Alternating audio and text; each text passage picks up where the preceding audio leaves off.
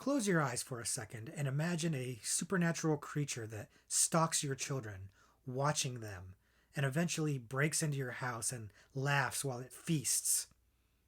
Some people call this Santa Claus. Me, I call it a pretty good setup for a horror film. We're talking Christmas horror movies at the Horror Movie Syllabus.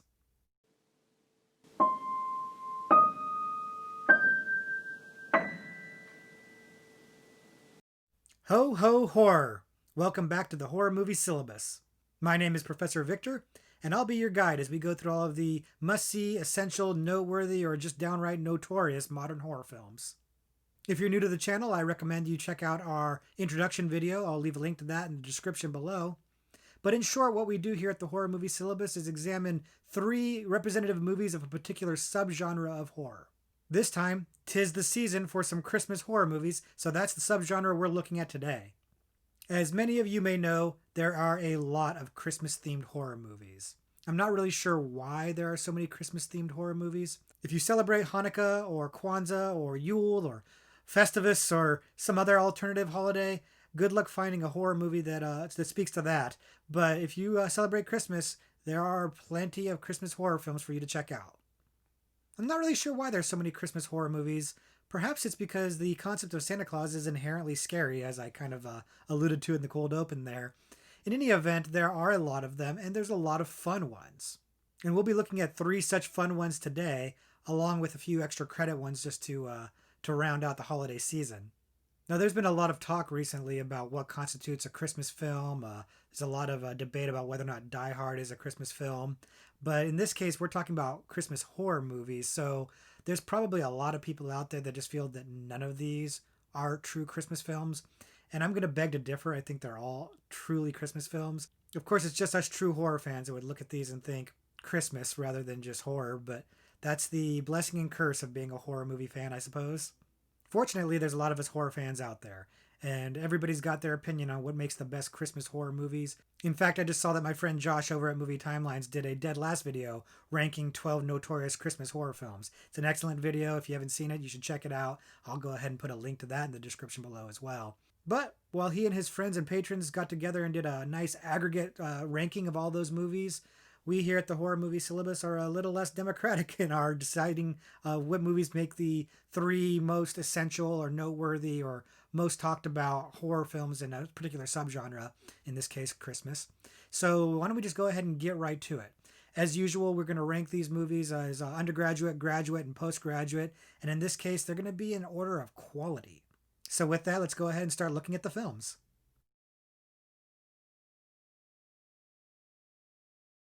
Our first movie, the undergraduate level selection, is Silent Night, Deadly Night. Now, Silent Night, Deadly Night came out in 1984, and when it did, it was extremely controversial. People protested it. People were aghast that Santa Claus could be used in a typical slasher film, murdering people. They thought it was basically sacrilegious, setting aside the idea of Santa Claus as a religious symbol and the questionable historical references to that. Let's just ignore that for now. It's not a part of this video. The reaction was really kind of amusing because it probably had the opposite effect of what they intended it to be. I was about 9 years old, 8 or 9 when this movie came out. I remember this controversy. I remember the protests. I remember seeing news reports about it. And all it did is made me want to see the movie, which I did. I think I saw it on video rather than actually seeing it in the theater, if I recall correctly. But I couldn't wait to see this movie, and in no small part because of the controversy. Now, let me be clear. The controversy is maybe a little warranted. Not so much because it's Santa Claus murdering people. In fact, I will talk about a movie a little later that came up before this that had the exact same kind of premise, and nobody batted an eyelash about that. I think it was more that, A, the movie was being advertised during prime time or during times when children would be watching, like this guy right here, and seeing the ads and wanting to see the movie. And also, the movie is a little bit rough of a beginning. This is actually something that somebody in Josh's video talked about. The beginning of the movie is a little bit heavy. It's not a tremendous amount of fun. I mean, it's a the premise of the movie is a young boy sees his parents get assaulted and murdered by a criminal dressed in a Santa Claus outfit, and that of course gives him some emotional trauma. He's raised at an orphanage by very strict nuns who subject him to a lot of emotional abuse and mental abuse. And of course, as he grows into an adult, he winds up getting triggered by Christmas and all of the trappings of Christmas, in particular Santa Claus, and eventually dresses up as Santa Claus and goes on a murderous rampage. Once that part happens, it's a blast. It's a lot of fun, but of course, you have to kind of go through some really disturbing stuff to get to that point. So, considering that content, it's no surprise that people might have a bit of an issue with it, especially with the idea that kids might be influenced by that or want to see it or just traumatized by the idea of seeing Santa Claus murder people. In fact, that's actually the plot of the movie. So, I can kind of see where they're coming from. But again, I wanted to see this movie more because of that, because of the protests. I couldn't wait to see it. And I loved it as a kid. I mean, I don't know what that says about me.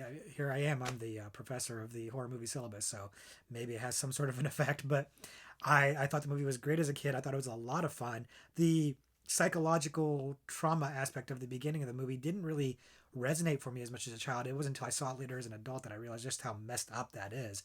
But it does wind up leaning heavily into the fun later on. The kills are creative. The guy dressed as Santa Claus chasing people around and chopping off heads and impaling people. It's a blast. They're having a lot of fun. They're really leaning into the slasher motif of just creative, fun kills, not taking itself too seriously, and just basically reveling in the violence of it. If you like slasher films, this is a movie that you're going to probably enjoy. Again, if you are a little bit sensitive to things like sexual assault, and if you're a little sensitive to depictions of Christmas being kind of bastardized or kind of defiled, then maybe this one isn't for you. I'll let you guys decide for yourself. But I find this movie to be a lot of fun. It has its fans. It's not a particularly well made movie. It's not particularly great in terms of quality, which is why it's the undergraduate level, but it is a lot of fun. It has its fans. It has a devoted following. It's actually got, I think, 5 sequels and a remake. It really developed into quite the franchise. Now, mind you, pretty much none of the sequels are worth seeing except for the second one, Silent Night, Deadly Night 2. And as you noticed, the DVD that I held up has both Silent Night, Deadly Night and Silent Night, Deadly Night Part 2 as a double feature in there.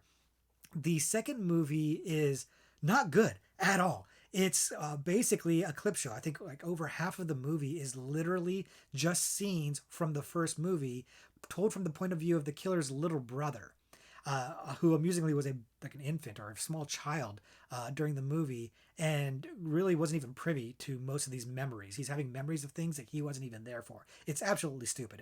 It's completely stupid. But the end of the movie, where that little brother goes on a murderous rampage and just shooting people in the middle of a suburban neighborhood, is the stuff of legend.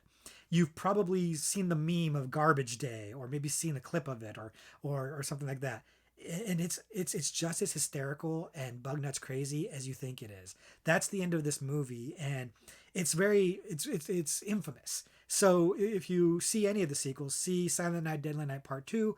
In fact, some people would argue you could see that instead of the original, because you're going to get a basically like a 45-minute recap of the original movie in the sequel. So maybe just cut straight to Silent Night, Deadly Night Part 2. I don't particularly love Silent Night, Deadly Night Part 2. I love the original. Silent Night, Deadly Night Part 2 is just the original with a bit of an extra ending. If the entire movie had been like the ending, Silent Night, Deadly Night Part 2 would be legendary. But alas, you have to get through a lot of clip show to get to that ending. But maybe just check out the ending on YouTube. I don't know. It's definitely worth it. Silent Night, Deadly Night Part 2, Ricky the Killer, Garbage Day, a must see. Every horror fan should check that one out.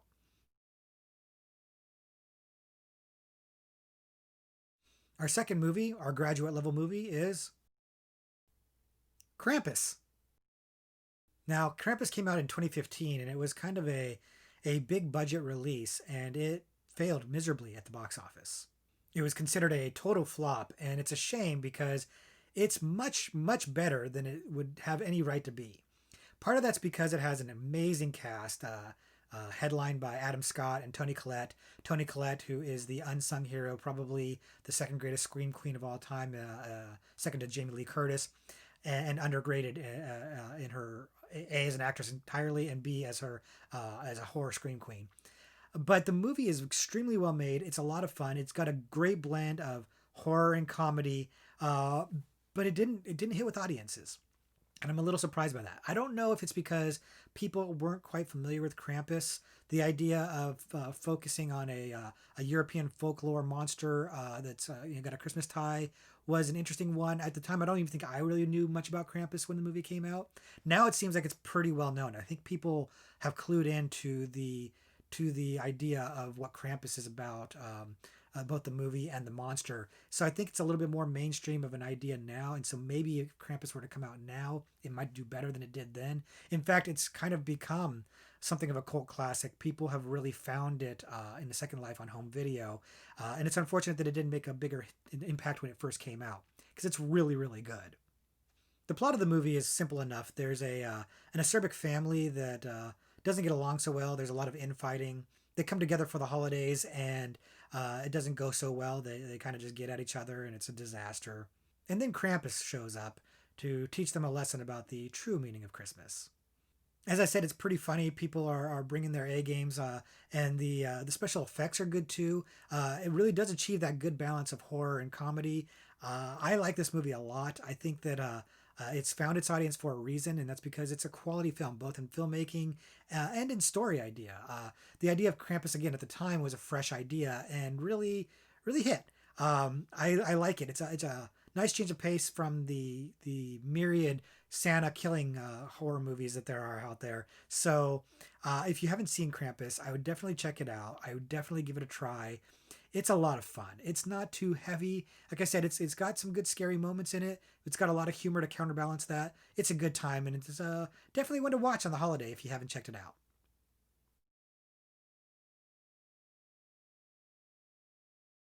And our last movie today, the postgraduate level movie, is Black Christmas. Black Christmas came out in 1974, and it's something of a revolutionary film. You'll note that that's 4 years before Halloween comes out. So Black Christmas really stands as the origin or beginning of the slasher movie craze that permeated the late 70s and into the 80s and actually even into the 90s. That said, Halloween still tends to get more of the credit for this, and I think with good reason, because when you watch Halloween, you see a lot of the tropes that get set up there that get mimicked and copied throughout the rest of the 80s. But Black Christmas sets up some of those too, including the killer POV shots and the victims getting picked off one by one in creative ways. There's a case to be made that Halloween doesn't deserve some of that credit that it gets, and that it does deserve to go to Black Christmas. But I do think Halloween does deserve the credit it gets, and I think that part of the reason why Black Christmas doesn't get that credit is because the mood of the movie really is the strength of it. It's a creepy film. It's really more about being watched and it's this unsettling feeling of kind of being stalked, and less reveling in the kills, which again are quite good, but it's not quite as slashery as the slashers would become, starting with Halloween. It's really more of a creep fest in the best possible way. That's a good thing, not a critique. That said, I don't have the same love for Black Christmas as many other slasher fans do. I do tend to look at Halloween as more of the progenitor for all of the slasher films that came after. And it's not to say that Black Christmas is a bad movie by any stretch of the imagination. It's extremely well made. The mood and atmosphere is spot on. The acting is great. The kills are inventive.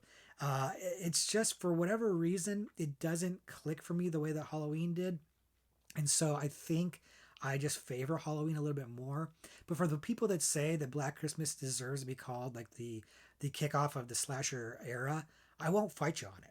I don't disagree with you on it. I would point out there's a 4 year gap between Black Christmas and then the next noteworthy slasher, which is Halloween. And then after Halloween, the floodgates blast open. So I do think that Halloween really is the one that sets off the slasher craze. But again, you want to give Black Christmas its due, it deserves it. I am not fighting with anybody on that. It's just not a favorite of mine. But I do like it. I do acknowledge that it's good. I just don't think it has the rewatchability that Halloween does. Again, personal opinion. But It's definitely a must see because it's an incredibly important film. Whether you look at Halloween as the progenitor or if you look at Black Christmas, it doesn't matter. Black Christmas is a slasher uh, uh, milestone between what you have in Psycho in 1960 and Halloween in 1978. Black Christmas is really the only major noteworthy slasher movie that hits. And like I said, it does set up a lot of things. The movie is based on a an urban legend about the babysitter who gets the weird phone calls. If you're not familiar with that, go ahead and look it up because to tell you more than that kind of spoils the ending of the movie. Granted, the movie is like 30 years old, 45. It's really, really old. So you should have seen it by now. But if you haven't seen it, you should definitely check it out. It's a must see. It is, without a doubt, the best Christmas horror movie ever made. Um, there's no real comparison between it and all of the Santa slashers that came after it. It's really in a league of its own, in a class of its own. It's why we picked it as the undergraduate level. The quality of the movie is very high. Even though it's old, it looks great. It's filmed great. It's an outstanding film. You should definitely check it out. Now, I should mention there are to date two remakes of the movie. One came out in 2006, I believe, and it was not particularly well received, I think, because of comparisons to the original. I think people have gone back and looked at it now and look at it a little bit more fondly. They think they are a little more forgiving to it. And I think part of the reason why is that the most recent remake of the movie, which I think came out last year, is not looked on fondly at all. It has a specific social message to it that I personally think is great and have no problem with whatsoever. But a lot of people complain that that message is very ham fisted and kind of beats you over the head, and they're not wrong. There is a way to do social messaging in your movies that is a little bit more subtle or a little bit more elegant. This movie chooses not to do that. I think it is a choice. I think that's perfectly fine. I'm very supportive of a movie with a message or with a particular viewpoint.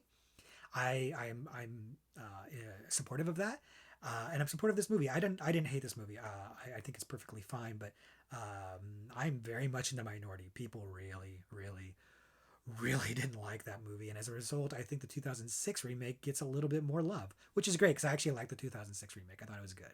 It's a little bit more violent than the original one. So if you like the gore, if you like the violence in a slasher film, the 2006 remake might be worth a spin for you.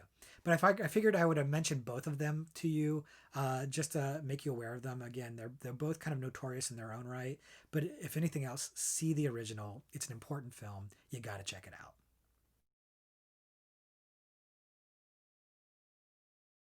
So that'll about wrap it up for our Christmas horror movies this time around. But we're going to go ahead and give you a few extra credit movies to stick in your stocking. Our first extra credit movie is called Christmas Evil. And this movie came out a couple of years before Silent Night, Deadly Night, but has a very similar premise a man dressed up as Santa Claus who's killing people.